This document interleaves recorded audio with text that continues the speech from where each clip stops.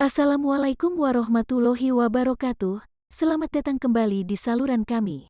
Pada kesempatan kali ini, kami akan menggali topik sumur gar, air yang dipakai memandikan jasad Rasulullah Shallallahu Alaihi Wasallam. Nabi Muhammad Shallallahu Alaihi Wasallam merupakan tokoh penting dalam sejarah agama Islam. Nabi Muhammad Shallallahu Alaihi Wasallam merupakan manusia paling disegani dan patut ditiru segala perbuatannya oleh kita sebagai umatnya.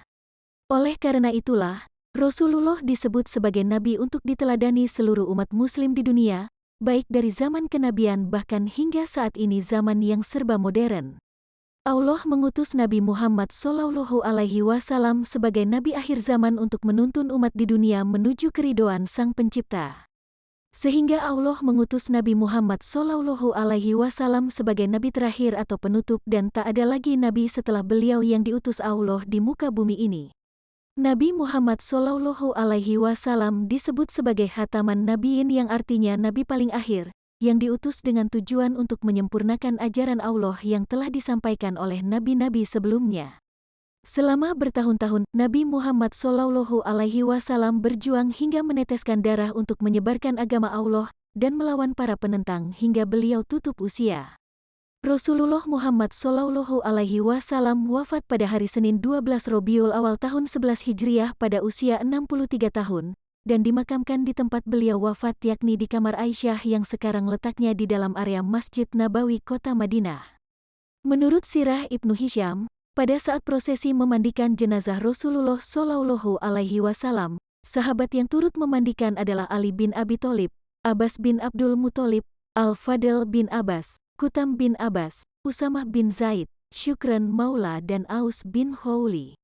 Air yang dipakai memandikan jasad Rasulullah berasal dari sumur gar yang terletak di daerah Kuba. Mengenai sumur gar ini, adalah sumur yang dibuat dan digunakan Rasulullah Shallallahu Alaihi Wasallam bersama keluarga dan para sahabat untuk minum dan kebutuhan sehari-hari. Terdapat sebuah kisah menarik yang terkait dengan kisah proses memandikan jasad Rasulullah Shallallahu Alaihi Wasallam tersebut. Dikisahkan pada suatu saat di dalam sebuah majelis pertemuan ulama sedunia, Syekh Mutawalli Asy-Syarawi mengajukan sebuah pertanyaan yang membingungkan semua ulama yang hadir, karena tidak pernah ada pertanyaan seperti itu sebelumnya. Kemanakah perginya air bekas memandikan jenazah Rasulullah Shallallahu Alaihi Wasallam? Tentu saja tidak ada satupun yang mampu menjawabnya, karena belum pernah didapati catatan sejarah yang menuliskan keterangan seperti itu. Akhirnya pimpinan majelis itu sendiri berkata, "Berilah aku waktu hingga esok hari untuk mencari jawabannya." Esok harinya pimpinan majelis ulama itu berdiri dan menjawab, air bekas memandikan jasad Rasulullah naik ke langit, lalu turun kembali ke bumi bersama hujan. Di mana air itu turun, maka di situ berdiri sebuah masjid. Syekh Mutawalli Syarawi bertanya, "Engkau benar. Dari mana engkau mengetahuinya?" Ulama itu menjawab, "Semalam aku bermimpi bertemu Rasulullah Shallallahu Alaihi Wasallam sedang bersama seorang laki-laki agung yang membawa sebuah kindil atau lentera." Belum usai ulama itu berbicara, Syekh Syarawi bertanya, "Apakah pemegang kindil itu yang memberitahumu?" Ulama itu berkata, "Benar. Rasulullah mengisyaratkan kepada pemegang kindil itu untuk menjawab pertanyaanku, dan beliau menjawabnya." "Bagaimana engkau tahu bahwa yang menjawab pertanyaanku adalah pemegang kindil itu?" Syekh Syarawi berkata, "Karena akulah pemegang kindil dalam mimpimu itu."